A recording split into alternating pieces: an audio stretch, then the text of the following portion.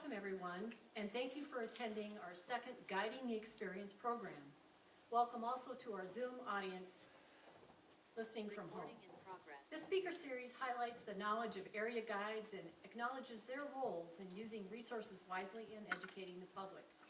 After the program, there will be an opportunity for questions, and for our Zoom audience, please use the Q&A feature at the bottom of your screen, and Diane Chalfant will ask as many of your questions as possible.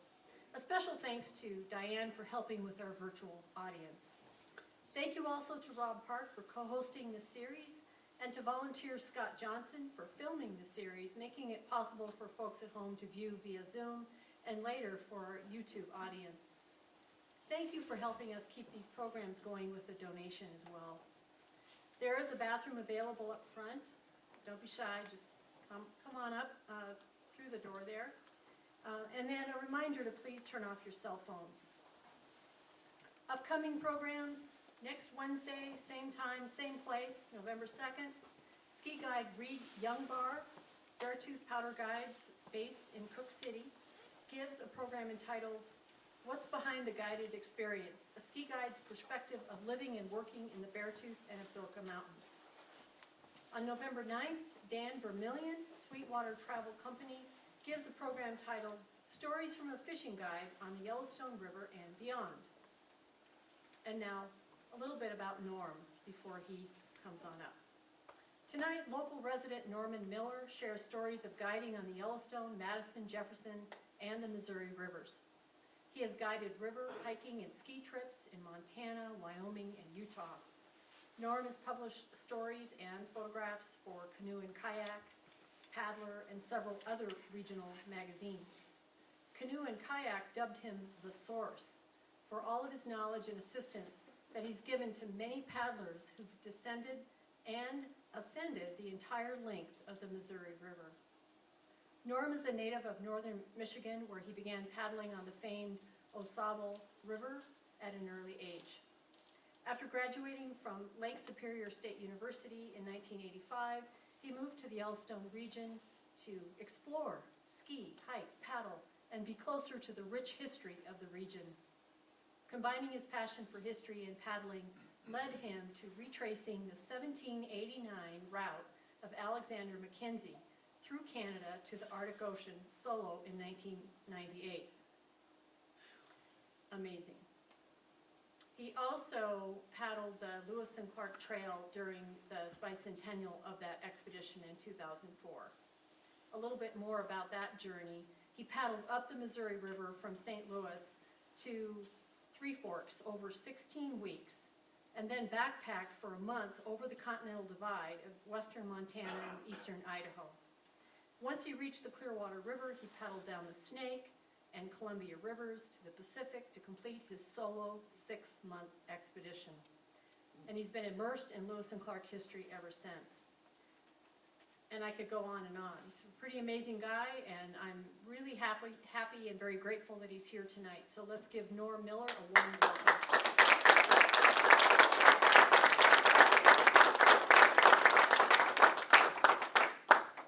Oh, I forgot I did all that stuff. So is everyone wearing their life jacket? Okay. Paddling gives us heroes. It offers up real people that had real experiences, that did amazing achievements. My heroes were Lewis and Clark.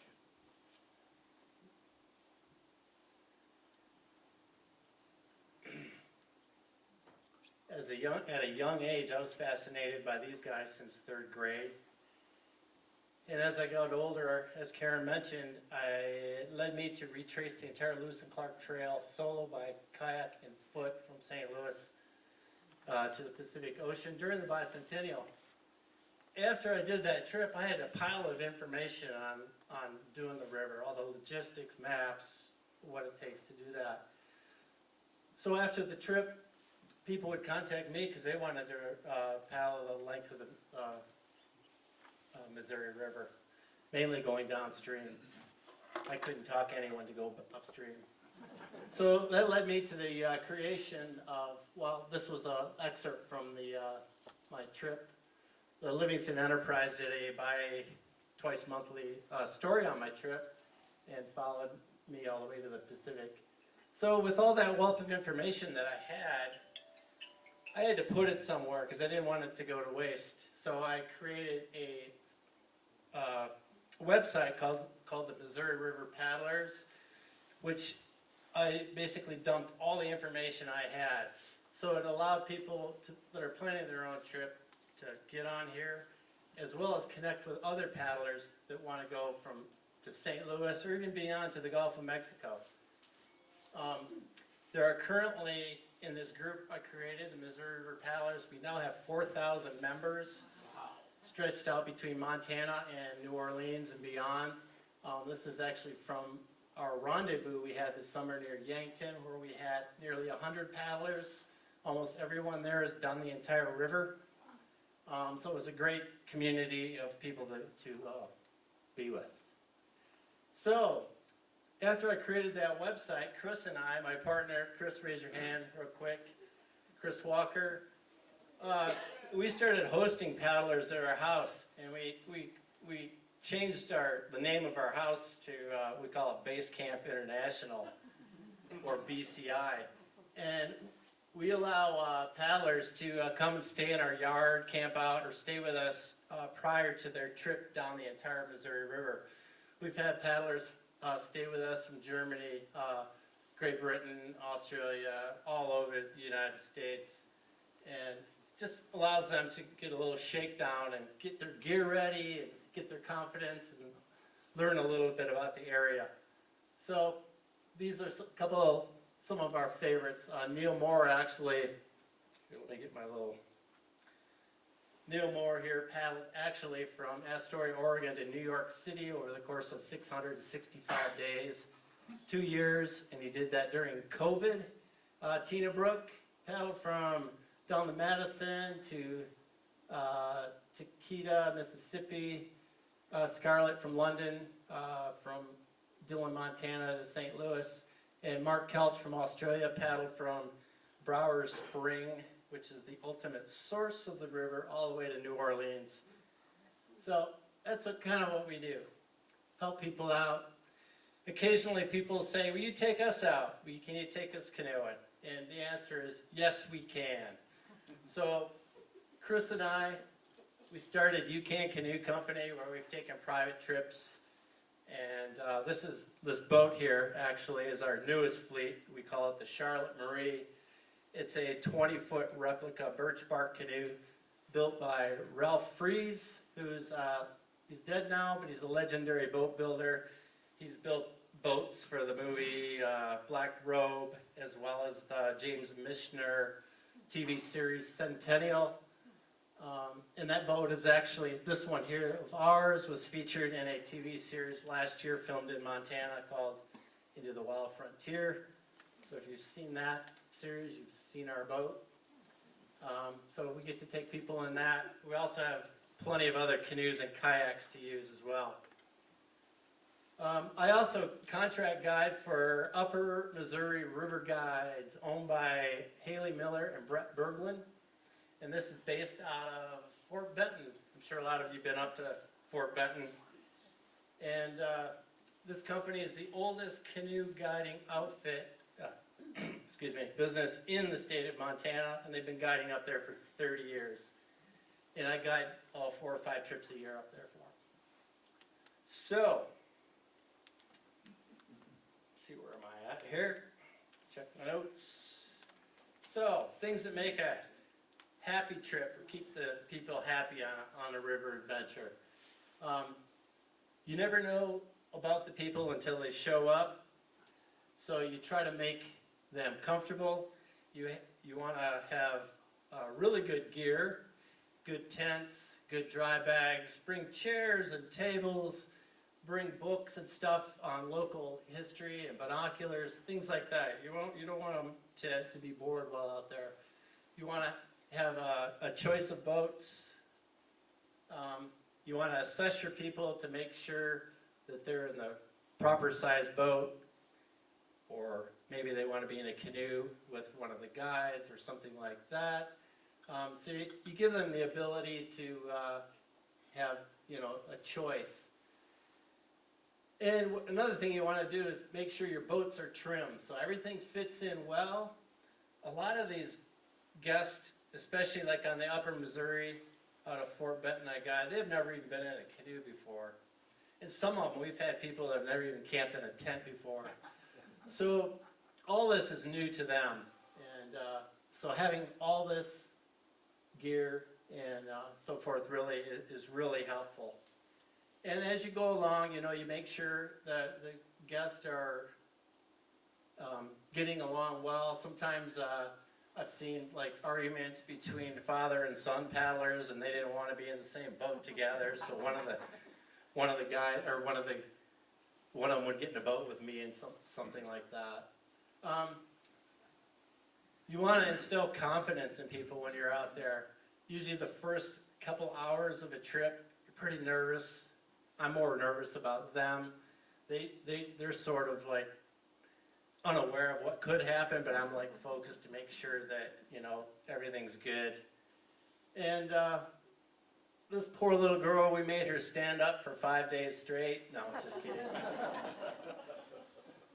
She's actually paddling with one of our guides, and yeah, it's great to have the little kids on the trips. We've had kids as young as 5 and as old as 85 on our trips. I also guided for River Source out of Livingston here years ago. This is Pat. First time in a canoe. She did really well. So once you're on the river, you can finally relax. All the hassles of getting there and the gear and the boat and so forth. People are all nervous and ready. But once you get on the river, it's I call it river time. It's time to relax. You can get out there and just chill out. And you can also, check out your people and see how they're doing. You might need adjustments along the way. You might need to put gear in different boats just to make sure it's easier for them to paddle. You don't want 400 pounds in one canoe and 20 pounds of gear in another canoe. You sort of want to make it evenly distributed among everybody. So, once you're on the water, plenty of things to see out there. Obviously wildlife. Bird life is awesome out there. All kinds of, bird life. Sandhill cranes, deer, bald eagles. I don't think I've ever not been on a trip on any of the Montana rivers and not seen an eagle. This osprey here, you notice he's got dinner there. He's eating somebody's cutthroat trout. So there's a flash fisherman that's kind of upset right now probably because the fish got his fish. So the animals need to eat, as you can see here, and one of the great things of being on the river is what people talk about the most, I think, is the food, because they're really surprised on what you bring out there. So you want to wow them with good food, fresh food. So that can be a challenge on creating a menu that fits your guest. Some of them have allergies to certain foods. Here's on the upper Missouri breaks. This is Brett, the owner, and he's cooking pork tenderloin. We've done Dutch oven cooking, lasagna, all kinds of things. Street tacos, fresh salmon. So you want to wow them with food. People are always impressed when you're not eating ramen and peanut butter and jelly sandwiches. In fact, everybody says that they gain weight on these trips, which I think is totally true. Even fresh fruit, when you can do that.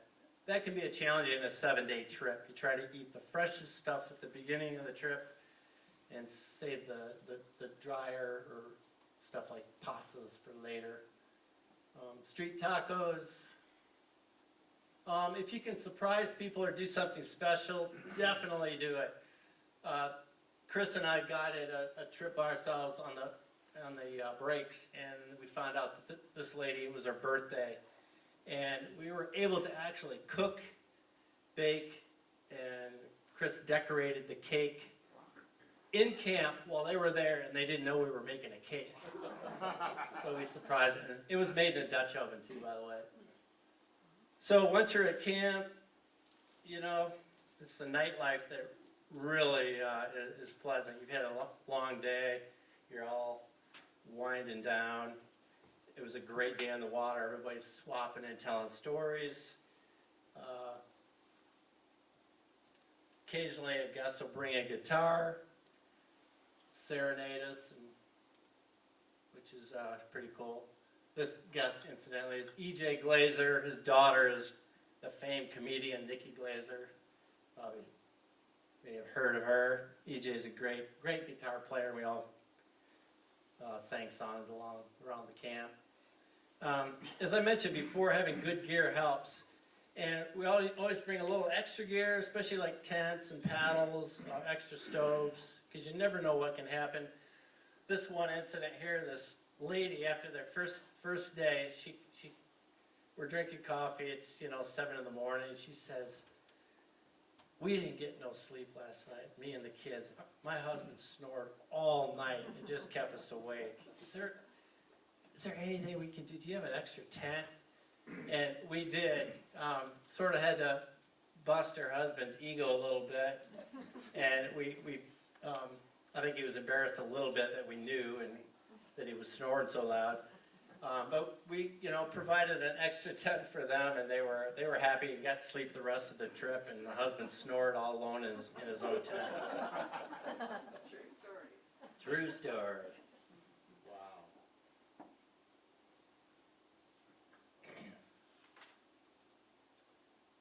Some of the great scenes of light out on the river. Yeah, like I said, a lot of people have never camped out. So being outside, it's great. So you can't be anywhere in Montana really without talking about Lewis and Clark. They spent more time in this state than they did in any other state on their expedition. They were here for 8 months. They were on the Yellowstone, they were on the Missouri, they were on the Jefferson, and they explored even the lower Gallatin and Madison rivers. So since I'm way into history, especially Lewis and Clark, you can't go anywhere. And we always try to fill our guest in with tidbits of story and of the region, such as Three Forks, Montana, which is where they finally reached in July of 1805. And this is actually very close to the site where Sacagawea was kidnapped as a child and taken to South Dakota or North Dakota, where she was sold to the Hidatsa, and where Lewis and Clark got her, actually. Gallatin River, the Jefferson River. As you get, the Jefferson River is like a miniature version of the Yellowstone. It's really braided, lots of islands, lots of sandbars. It's really cool. And it can be very shallow too, so that can be a very challenging river. And this is the river that Lewis and Clark went up. So we're always, at least I'm always emphasizing Lewis and Clark in this, and I try to give people, I always bring the journals. I try to read journals from that time period. But it's the Jefferson River that they were trying to find the source of the Missouri. And they eventually reached Lemhi Pass. That is, I just want to point out that Lemhi Pass is actually not the true source of the Missouri River. It's actually Brower's Spring, which is about 100 miles southeast of where Lewis and Clark thought was the source, and that's in the Bicentennial Mountains. Jefferson River Canyon, which is near Whitehall. Great geology in that area. William Clark also killed some bighorn sheep as they were coming up through here. Really pretty in there. You've all heard of the Gates of the Rocky Mountains, so named by Meriwether Lewis when they were coming up in 1805. This is outside of Helena, and this is where Lewis wrote that, you know, we have finally reached the Rocky Mountains, and to him this appeared like a big gate, which it kind of does, like it's opening up into the mountains. Guiding in here can be a challenge, especially during the weekend, because there's a lot of motorboats, jet skis in there. But they all go home, and in the evening you have the whole canyon to yourself, which is fantastic. It's really quiet down there, and very nice solitude, and just amazing. This is just outside of Three Forks, downstream from the town of Three Forks and Headwaters State Park. It's called Eagle Rock, and if you use your imagination, it sort of looks like a bald eagle in flight with his wings out to its side and its head there on the left. This is actually really close to the last camp that the Lewis and Clark expedition had before they reached Three Forks. This is a historical marker put up by the Lewis and Clark Trail Heritage Foundation. And these are found all in the Missouri Breaks National Monument, which is downstream of Fort Benton. And they put these up during the Bicentennial, and they mark each of the camps. And this camp is their May 31st camp, 1805. And it just so happens that that was this little boy's birthday. It was also May 31st, which I thought was kind of cool. And that's Lewis and Clark's May 31st camp at Eagle Creek. And one of the most famous quotes by Lewis was, you know, as we passed on, it seemed as if those scenes of visionary enchantment would never have an end. That's pretty much what they were passing through for a whole week straight, was scenes like this. So it's, you know, the people are just like, it's a wow factor when you're out there, especially in the early morning sunrise. We try to get people up to see the sun on the cliffs. One of the biggest mistakes that Lewis and Clark made on their entire expedition is they didn't bring a painter like some of the later expeditions in the 1800s. If they would have had somebody like Carl Bodmer, we could have learned so much more about the Lewis and Clark expedition, because he would have painted more details that we do not know about. Like, I don't want to go into that, but a lot more details. But Carl Bodmer came up here 20 years after Lewis and Clark in 1823, and he was with Prince Maximilian. And Maximilian's journals are actually just as impressive as William Clark's and Meriwether Lewis's. Very detailed. And he hired a Austrian or Swiss painter, Carl Bodmer, to paint the expedition as he went along. And we actually stopped by this scene our last day on our Missouri Breaks trips. And this is a huge encampment of Grovants with 200 teepees. And today it's just a field with cottonwood trees, but we try to give people the feeling and the sense on what it looked like in the day that Bodmer and Maximilian were there. They said the Indians were swimming across to their keel boat, and there were so many trying to get on the boat, they thought the boat was going to capsize, and they were kicking them off the boat. Meanwhile, Bodmer's sitting right here on this bluff painting. So it's kind of neat. But we passed by other Bodmer painting sites. This is Citadel Rock. And it's probably the most recognized symbol on feature on the entire Missouri River. It's painted by a lot of people, even today.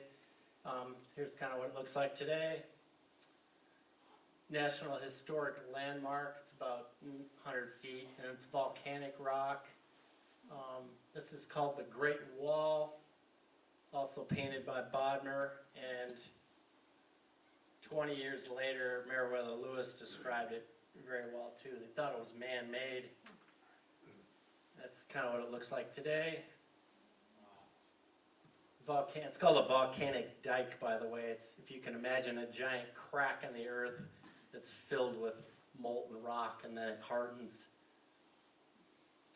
So this particular camp, we guided these ladies from California, and we're sitting around in the morning. This is the Jefferson, by the way, so between Twin Bridges in Whitehall somewhere.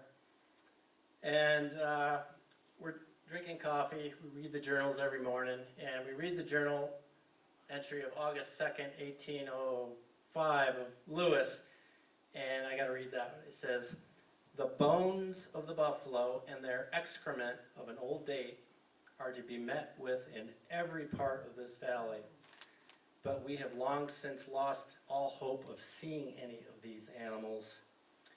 While we were reading that, we noticed sitting next to us by our feet were a bunch of old buffalo bones, which is really cool because it was almost as if, we're on the same spot that Lewis wrote that journal entry. And you can find bones like this all up and down the river. Especially after this year, I heard, on a side note, all the buffalo that were washed down in the June flood we had, people found dead bison, way almost to Big Timber, washed out of the park. Another fantastic site to go by, and it's private property, the land, but you could get permission. And it's Clark's Canoe Camp, which is on the return trip. Lewis and Clark were split up. Lewis was up towards the Canadian border, and Clark actually came right through here. In fact, he probably came right through Rob Park's studio here 220 years ago with a group of 11 and 50 horses. But they rode all the way from Livingston, or from Three Forks over to Livingston to Park City, which is almost a Laurel, if you guys drive over to Billings.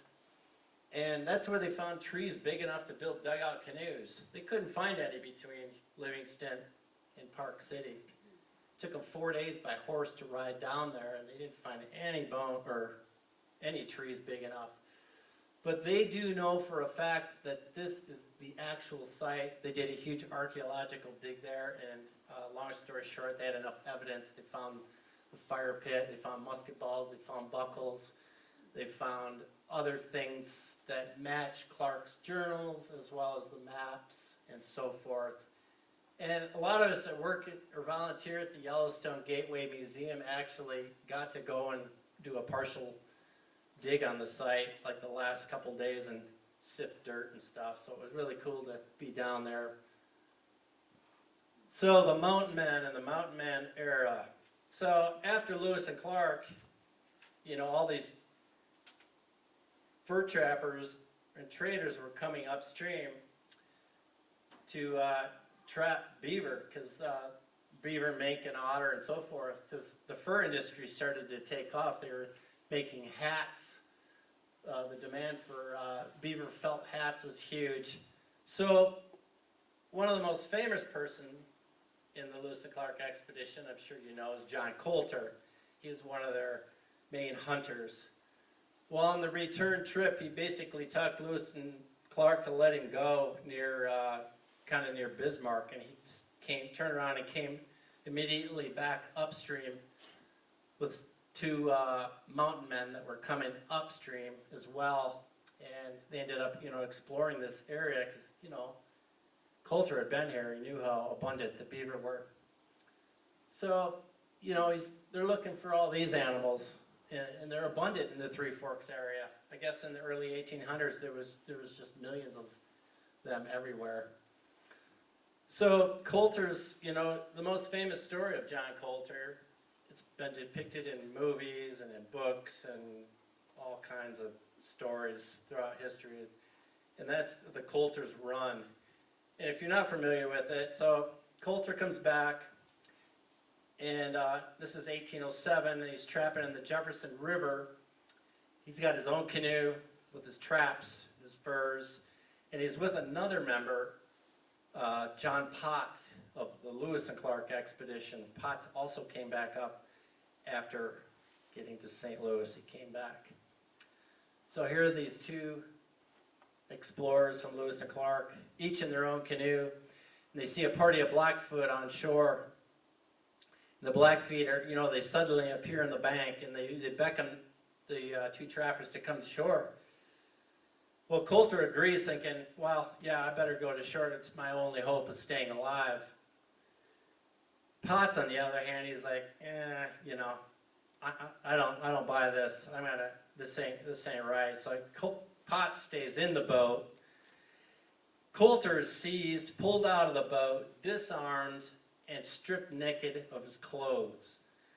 And Potts says he might as well lose his life than to be stripped like Coulter. A shot is fired by one of the Blackfeet and hits Potts in the hip, and he dies.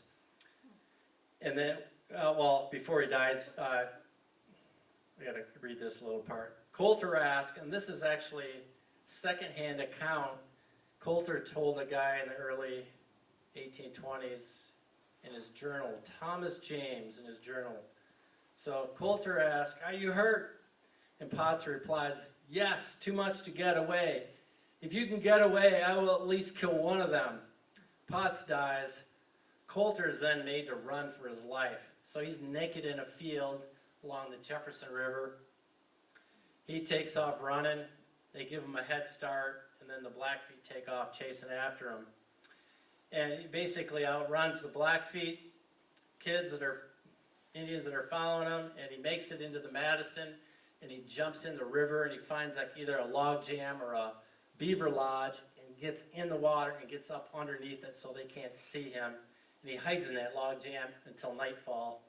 Meanwhile, the Blackfooter looked all over for him. So in the morning, or late at night, he decides to, he's got to get out of there, and he heads back. And since he's naked, no gun, no food, he walks 10 days, nearly 200 miles to Fort Raymond, which was at the mouth of the Bighorn, where it meets the Yellowstone River. And that fort was built by, I believe that was Missouri Fur Company fort as well. So he walks 3 days back there. So Coulter lives and comes back years later and helps establish, so somewhere along here is where Coulter ran and Coulter hid. So it's kind of cool to tell the guests this story so they can, spark their imagination on what kind of a crazy event that was for Coulter and Potts. So 3 years later, Coulter comes back with a brigade of Missouri Fur Company employees. And they build a fort near the town of Three Forks, sort of between the Missouri and Madison, the Jefferson and the Madison rivers, really close to Headwaters State Park. There's like 40 of them. Also with them at this point, remember it's 1810 now, George Drouillard, and who was the main interpreter and one of the main hunters of the Lewis and Clark expedition. He's with them. He's half Shawnee Indian and half French. And another guy that's with them, a lot of people don't know this, is Reuben Lewis. It's Meriwether Lewis's brother. So he was also working for the Missouri Fur Company. And they built, starting in April 1810, 40 of them, working on building this fort here. It's called the 1810 Fort at Three Forks. That's what it's named, really. And they're constantly harassed by the Blackfeet. They're getting shot at. Occasionally somebody's killed. While the men are working on the fort, the group splits up. Some of the group heads upstream on the Jefferson River to trap.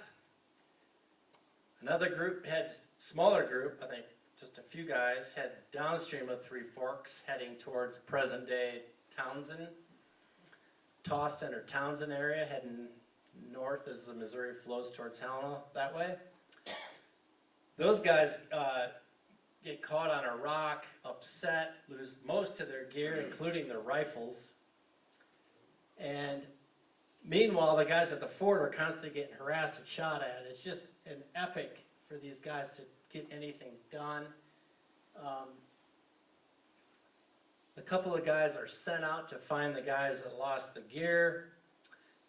They sneak back into the fort, and at some point, Coulter agrees to be the one to sneak out with a bunch of letters written by Reuben Lewis and so forth, and try to get them back to St. Louis.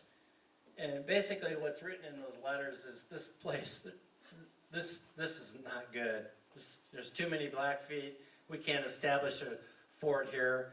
I think the Missouri Fur Company needs to pull out of here. In fact, you could actually read that letter. It's online. It's in the Missouri State Historical Society in St. Louis. So it's cool to see and realize that Reuben Lewis, the brother of Meriwether Lewis, wrote that letter somewhere right here where the 1810 fort site is. And very few people know it exists. And in fact, if we jump ahead 1810 all the way to the early 1900s, some of the early pioneers in Three Forks, like in 1910 and 1920, so 100 years later, could come down to this location and kind of still see the outline where the supports of the fort were somewhere. I'm just doing an example. They could see an outline where the fort was. So they knew that, hey, this was the fort. The river has since sort of changed and migrated as rivers do, and it gets washed out and so forth. But it's an amazing story. In fact, this battle here, the 1810 fort, changed the politics of the whole fur trade of that time. In fact, it was talked about by the King of England, and the U.S. Senate actually talked and brought it up during a Senate hearing back in the Capitol on this massacre. So the fort was only there 4 months. That's it. So let's see. Oh yeah, so the Blackfeet terrorize them, and these guys get out of here for good until, 13 years later, 1823, big fur brigade, I think it's the same group, Missouri Fur Company, but it's a party of 40, and Emmel and Jones are the main guys, and they're with big pack horses and so forth, and they're trapping in the upper Jefferson. They meet a band of Blackfoot. Emmel is wary. He's like, I don't know. They sort of get along. They do some trading or whatever, and it seems like everything's good. We can move on. Well, they're heading down with all their fur over to the mouth of the Bighorn, to the Fort Raymond. And so they leave the Blackfoot on the Jefferson, and they make it over to Three Forks, over Bozeman Pass, through Livingston, basically the route Clark took. They get down around here, and they are all of a sudden attacked by, the estimates were 200 Blackfoot that were up on this hill. And the trappers, they call it a rocky defile, but I believe it's still remnants of the old pack trail coming through here. So they're walking, a string of probably a mile long, 40, 50, 60 horses and 40 guys loaded up, and the Blackfoot are up here on the hill shooting down. A lot of them are jumping in the water. It's just absolutely crazy. 4 of them are killed, I think 9 wounded. The rest jump in the water and float down to Fort Raymond. But I really believe this is the site. It's a pretty famous account in history books. It's called the Emmel and Jones Massacre. And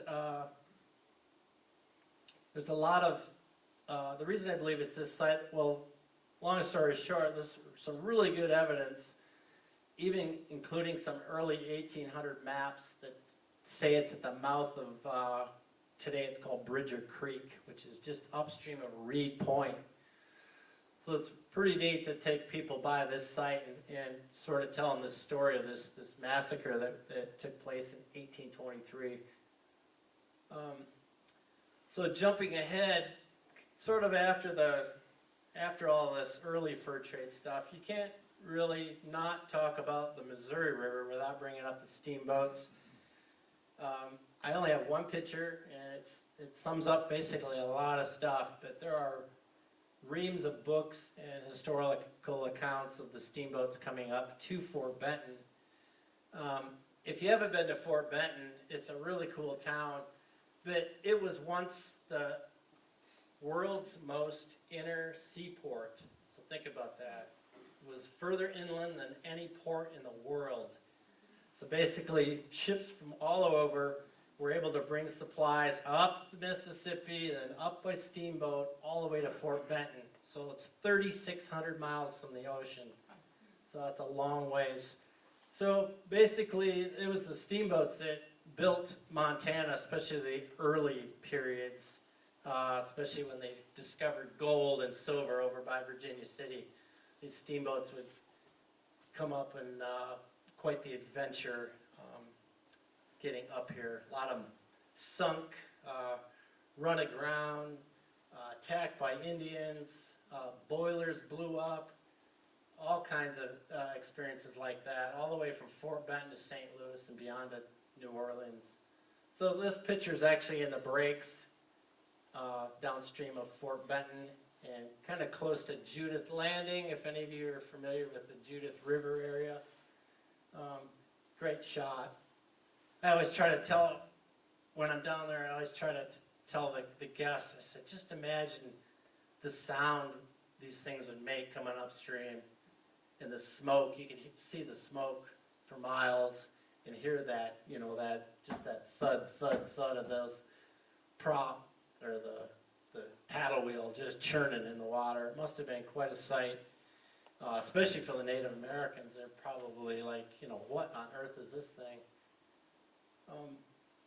So yeah, when you're out there guiding with people, it's I like to encourage people to think about the past and realize that, these were the highways, not just the Madison, Jefferson, Missouri, and so forth, Yellowstone, all the rivers in the United States, 1800, 1700, 1600, and beyond. It was the highways that people traveled up and down, either by boat or along next to in horses and so forth. So I try to, give people something to think about, and, a lot of times when they're out there thinking and drifting, it's really quiet. You never know what you could see when you're out there. You might come around a bend and see something crazy like this. It's like 3 golden eagles right together. This is the Madison River. When we first saw them, I actually thought they were wood carvings. They were just still. And a golden eagle's bigger than a bald eagle. And they just sat and watched us as we paddled by. And the guests were blown away. We were both blown away. It was pretty amazing. You'll have deer cross in front of you. It's really cool. A lot of the guests that we've had they're from the city or places, and they've never seen any of this wildlife.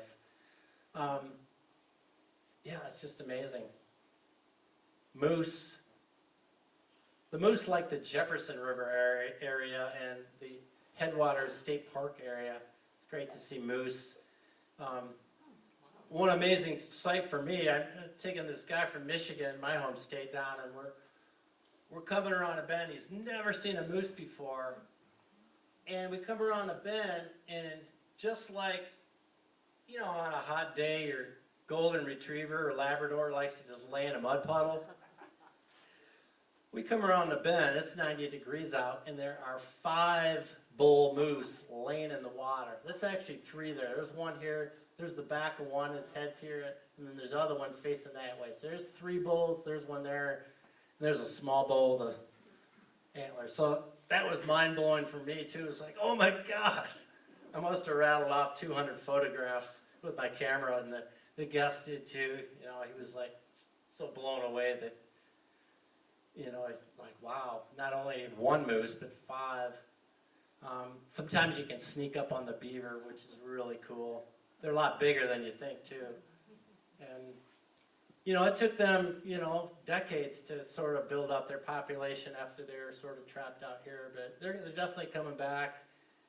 And it's really cool. This is actually Chris, and she's a lot closer to that than it looks. And she wasn't making a sound there, or she was just drifting, and I'm taking pictures. Then all of a sudden, out of the corner of the beaver's eye, it saw Chris and immediately jumped in the water and disappeared. It's like, I'm out of here.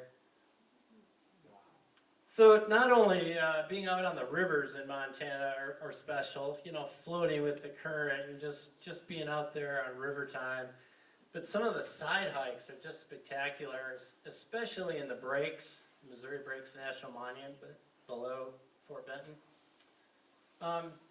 There's a lot more hiking down there too because there's more public land down there, either state or BLM land, which is accessible. And these are a couple of other guides. And we're up on the White Cliffs and looking upstream. That's actually that one great wall that Bodmer had painted. I showed you that one painting. This is called Labarge Rock. It's basically a volcanic plug, very similar to Devil's Tower over in Wyoming, if you've been over there. And a lot of these features, you know, they're named after famous people that have come up and down the river. Anywhere in the United States, it's like that. This one's called Labarge Rock, named after Joseph Labarge, who was the most successful steamboat captain on the Missouri River. I think he made 16 trips to Fort Benton. You're lucky if you could get up here without wrecking your boat.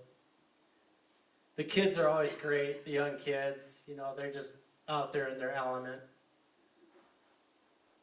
goofing around. This is actually a group of, say, a private school out of Salt Lake that we've guided every summer, and they love it. It's challenging. Some of the hikes can be really challenging. You wouldn't think there's a slot canyon like this in Montana. This is called Neat Coulee. It kind of looks like you're in Utah or Arizona. But it's narrow like this, you know, it's only in spots, it's just wide enough to get through, but yet it's 100 feet deep. So the kids, you know, they really love getting in there. And it's cool being out on the, you know, the sandbars are just fun to walk around on, not only to see cool and colorful rocks, but you can find ancient bison bones, even dinosaur bones, especially in the breaks. You kind of go through the Jurassic period of geology, and we found actually a lot bigger bones than that.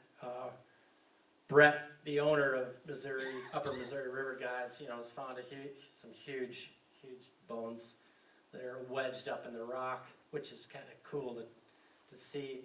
Even the tiny things are impressive. Like you can be crawling around near your tent and find the skeleton of a mouse totally intact. So I like to, you know, and tell people to, you know, just be observant of everything that's out there, because there's so much cool stuff out there on the hikes. A lot of people don't expect us to hike too, so having a hike tossed in, if you're able to, sometimes the weather may dictate a few things.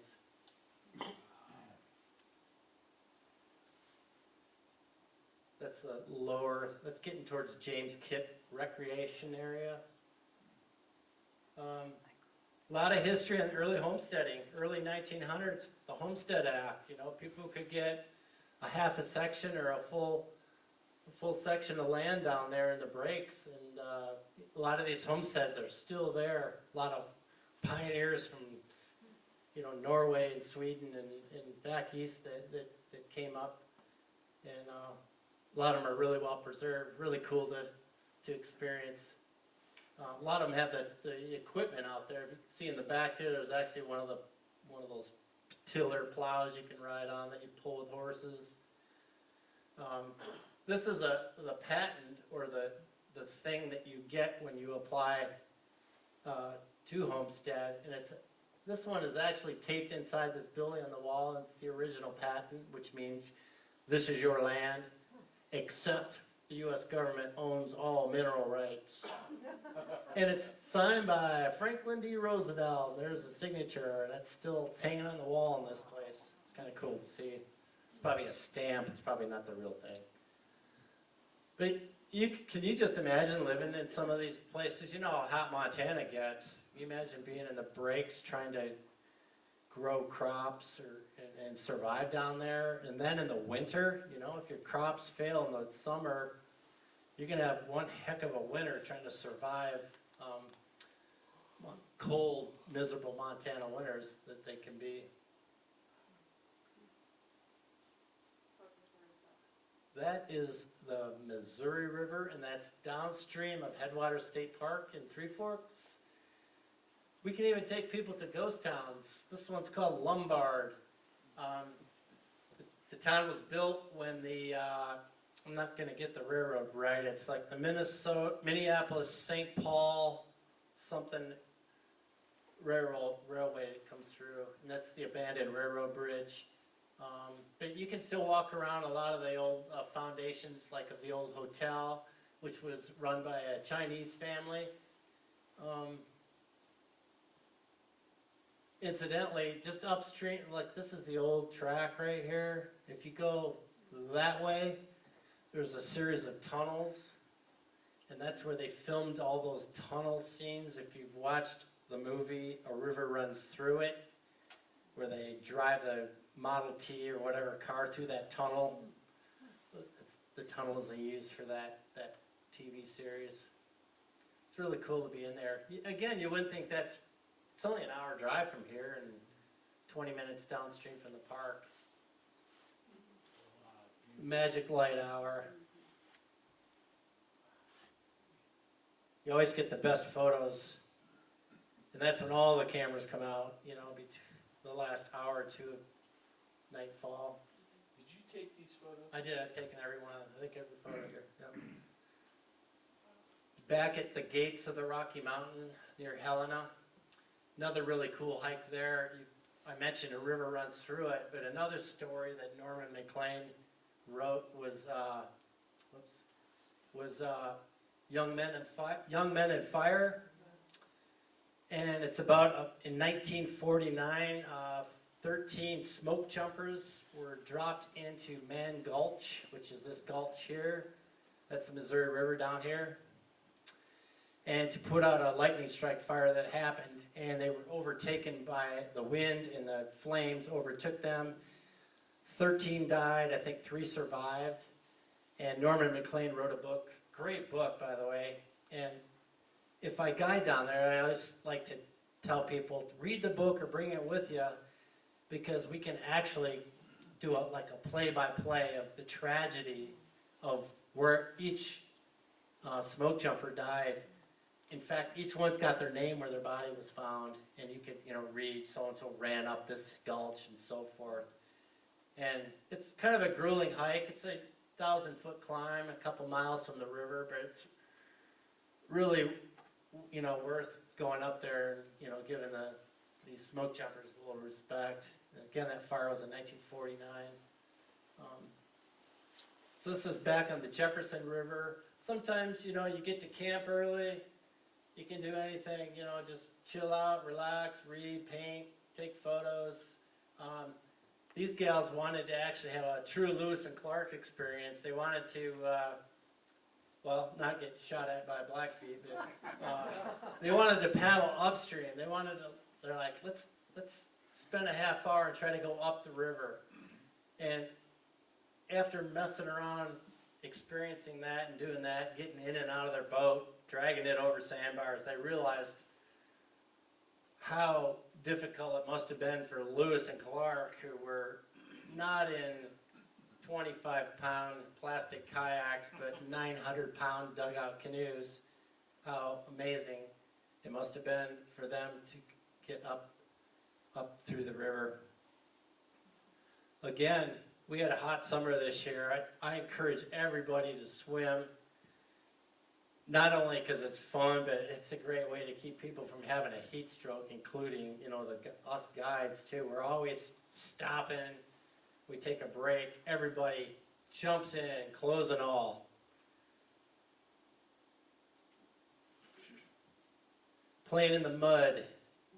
The nickname of the Missouri River is the Muddy Mow, and the further downstream you get, definitely the muddier it gets.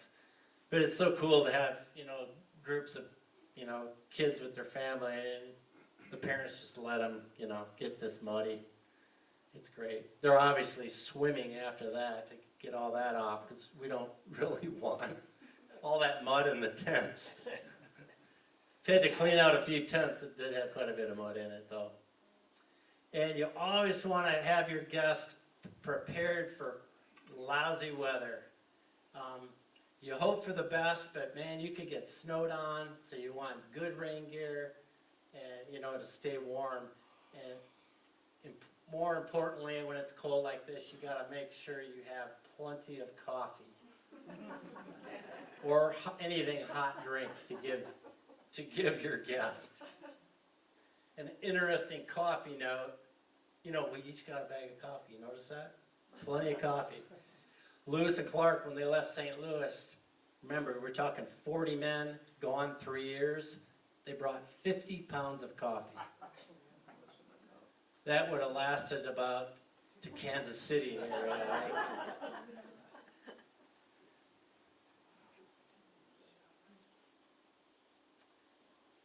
So another crazy thing that, you know, can come up unexpectedly besides, well, this is weather related.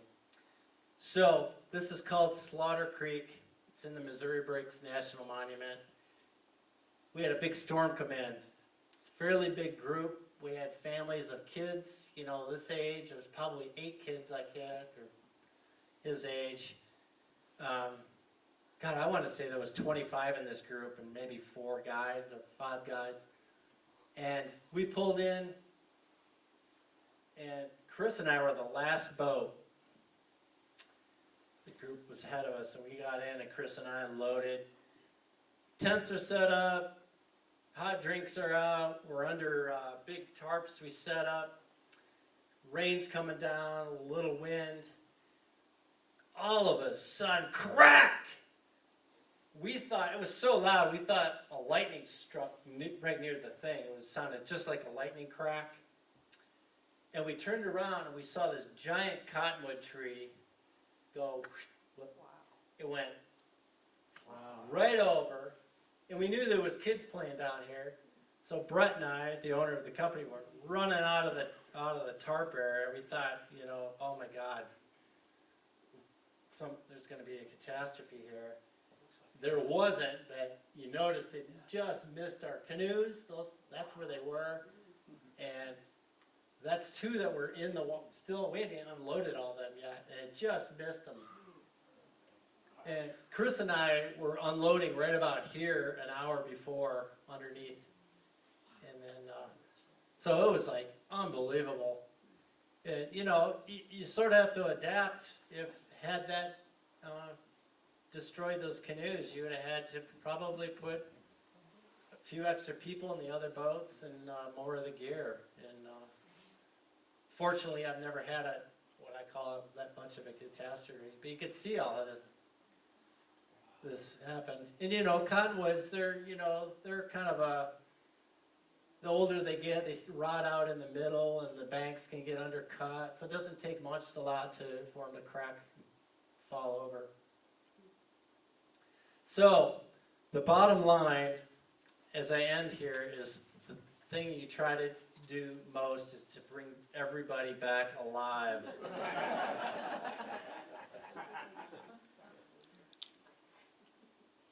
Thank you.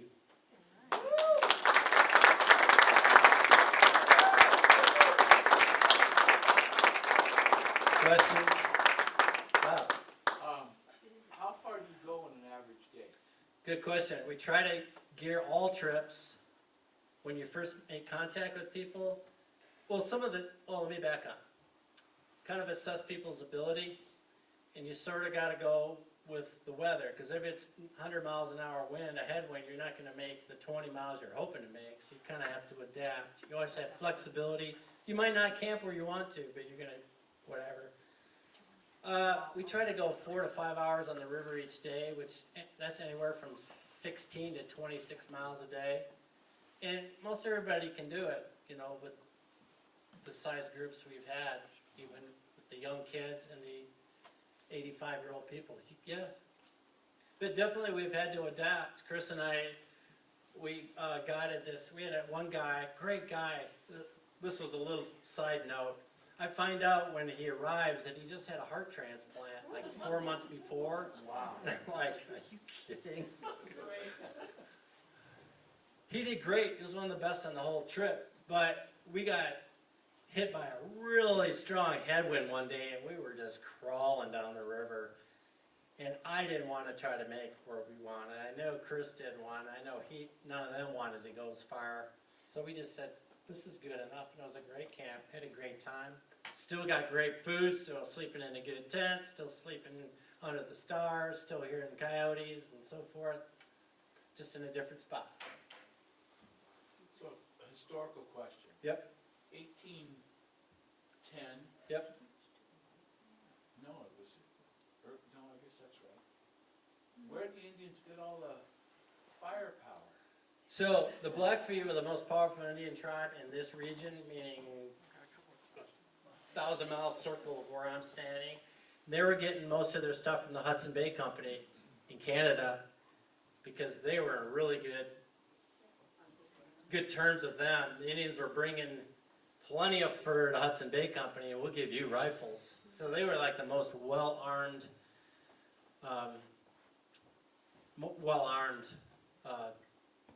military unit or nation because of the Hudson Bay Company.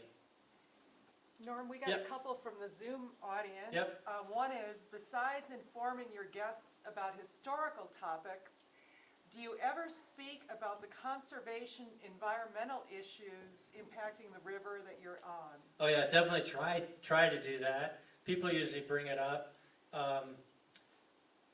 You know, that's the thing I sort of forgot to mention looking at my notes here is, you know, we try to, I think it's important that people see this and experience this, then they're going to act and do something about it. Because if you don't know none of this exists, then why care if it's preserved or, you know, if anything. But if they see it, they go, oh, wow, yeah, we need to, you know, it's important that, that's why, you know, 20 years ago, they saw that the Missouri Breaks National Monument needed to be preserved because of its unique geology, land features, history, homesteads, Lewis and Clark experience. So, yeah, definitely. Yep. Next question. Actually, the next one was just another great job, Norm. Thanks. Comment. Yes. Who is that from? Do you want to know? I can tell you. That would be amazing. David Forbes.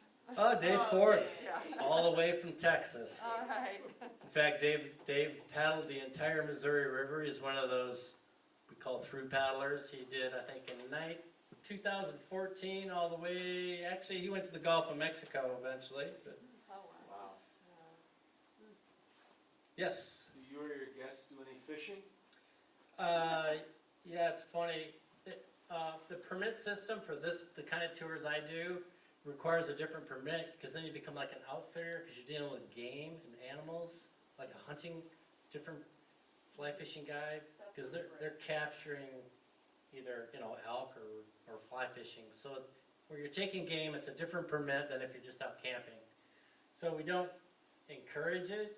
If people want to bring a fishing pole, we just make sure that you go get your fishing license and have at it. You know, I sell them. You know, people realize when they research the trips or the information we give them that it's not really a fishing trip anyway. If they want a fishing trip, they'll, you know, find you know, Dan Bailey's and stuff and get some good guides that are, you know all about it. They're more into history and chilling out. I would say 90% of the guests on the trip are interested in Lewis and Clark, and then we try to, you know, add all that extra stuff, history and natural history, geology, and so forth. How long are your trips? I know they vary, but Chris and I, when we do like Headwaters, we've done 4 days, like Twin Bridges to Towston or Townsend. You could do day trips out of Three Forks Headwaters State Park down to either Towston Dam or like Fairweather boat access, or really short, you know, in that Headwaters Three Forks area. You can eke out a 4 to 6 hour day trip and do a cookout, or you can do a 1 or 2, 3 day to the town of Townsend. The Missouri Breaks National Monument with Upper Missouri River guides are between 4 and 7 days. So 7 days kind of the max. Yep. And the 7-day trip, we throw in a layover day, so one day we don't go anywhere. And we usually do a really big hike that day, or people just chill out. So is Yes. that like Fort Bend to James Kip? Yep, that's actually we start below that, because even though the national monument starts in Fort Benton, there's a place downstream about just past Loma called Coal Banks Landing, if you're familiar with it. Also a little town called Virgil. We usually start there because then you're in what we call the White Cliffs. And that way you kind of avoid that upper 2 days of which is mainly Pretty farming. slow, Yeah, slower river. It's still cool, but we like to do full impact with get right into the geology and history. Another question or? Oh, way in the back? On the through paddle subject, I guess you haven't guided those, but so you've talked with other people who have. Yep. How problematic does it get when you're going further downstream, where you can't just sort of necessarily go up on any random bank, pitch a tent, you've got commercial boat traffic to deal with, things like that? Yeah, great traffic. So in Montana, we have a law here called the Stream Access Law, where you can camp on any river within the high water mark. So, you know what a high water mark is. You can tell we're at the high point of the river. Maybe this year it kind of screwed it all up. Camping Joe's yard, her yard. So in Montana, it's not an issue. The further down you get, yeah, there's definitely some issues where the people could be camping on private land because you definitely don't know where all the private land is unless you really research. But there's a lot of land between here and St. Louis. So, but if you're close to the water's edge, be respectful of the land, make a clean camp, set up late, leave early. Most people don't know you're there. Plus, there's plenty of state parks to camp in, state land in any of those states, or designated campgrounds, things like that. Sandbars in the middle of the river, stuff like that are not private property. But yeah, it can be a challenge. I've heard of stories of through paddlers, which what we call them. Well, very few where they're actually like run off at gunpoint or anything like that. People actually, if it's usually it ends up being a great story. I've heard of some of the through paddlers, the landowner will come down and then they're like blown away when they tell them they're going all the way to the Gulf of Mexico. Next thing you know, they're in their house eating dinner and having their laundry done and driven into town. Oh, some of the stories of the through paddlers is amazing. People loaning them your car when you get to a town to go in and resupply. And this guy Keith had a guy take him in his private plane and fly him downstream so he could see what he was up against over the next couple of weeks. Stuff like that. You just never know. Those people that help out, we give them the nickname River Angels. They just kind of come up unexpectedly with whatever. They're curious and curious about your trip. And a lot of these paddlers that do the whole river have blogs now and are interesting stories. So people like to follow their story along on the internet, and they post their photos daily or weekly or as they go along. So it's kind of cool to be a part of that. And that's kind of how I mentioned earlier. We'd like to kind of send them off here because this is where it happens, and then hopefully everything's cool downstream for them. Anyone? Yes. When you came up the river, following the Lewis and Clark. Yep. Did you have quite a logistics support system with you? Yeah, because I had I only carried 2 weeks of food at a time. So every couple of weeks I'd have a friend that I pre-packaged before I even left. I left in March from St. Louis area. Pre-packaged food in there, 12 different boxes, already postmarked. Already, I think I even paid for them, maybe. I may have taken them to the post office to weigh, $30 post, I don't remember. but I would call a friend and say, hey, mail my Bismarck box, or mail my Great Falls box, or mail my Portland, Oregon box. And then by the time I get there, hopefully the package will have arrived. But a lot of people don't realize that the Lewis and Clark Trail, how many towns are on it now? There's a lot. It's not like a remote wilderness from St. Louis here. In fact, there's, I think, 4 U.S. capitals on the route. There's Kansas City on the river, there's Bismarck, there's Pierre, there's Helena, there's, big cities, Million, Portland. So they're able to get supplies as well, if you need it. Yep. Okay, another online question. What do you think of the Missouri River section between Headwaters State Park and Great Falls, and then how many paddling days? 9 days long, you could do it in 6. It's great. You got 3 reservoirs, you got Toston, more than that, 4. Toston, Canyon Ferry, Holter, and Hauser. So you don't have current, it's like being on a lake. But it's really pretty. You go through a lot of these images here that I showed, that canyon. Canyon Ferry is pretty, even though it's a big lake. You got the gates of the mountains below that. And then that whole section, like through Cascade and Ulm into Great Falls. You've all driven that highway along there. It's really pretty in there. So it's a great trip. Definitely recommend it. And a few people do it every year, go down there and end at Great Falls. Next. Yep. Did you, when you were coming up the Missouri, did you do Fort Peck Reservoir, paddle all through that? Yeah, it was really low. The whole 2004 was a drought year. All the reservoirs were really low, which made it a challenge. A lot of them were, the upper ends or lower ends were the original rivers, or original river. In other words, it wasn't filled up and now it's a lake. So definitely a challenge. Kind of like this year too. I think late this year, I think a lot of the paddlers had issues with low water in some areas. But the reservoirs there's some bigger ones. If you think Peck is big, the next 2 are bigger. Lake Sakakawea and Lake Oahe. Oahe took me 18 days to get across. Big lake. Windbound a lot. 4 days where I didn't move at all. 10-foot seas out there, 60-mile-an-hour winds. You're just sitting in your camp with 14 stakes tied down, hoping your tent doesn't blow away. Fun times. A real Lewis and Clark experience. On these guided trips, every time we have like what I call a disaster, whether it be a 10-minute hailstorm or 70-mile-an-hour winds, the people get really, they're like, wow, that was cool. I just tell them, yeah, it was a real Lewis and Clark, because they dealt with that stuff weekly. Another one?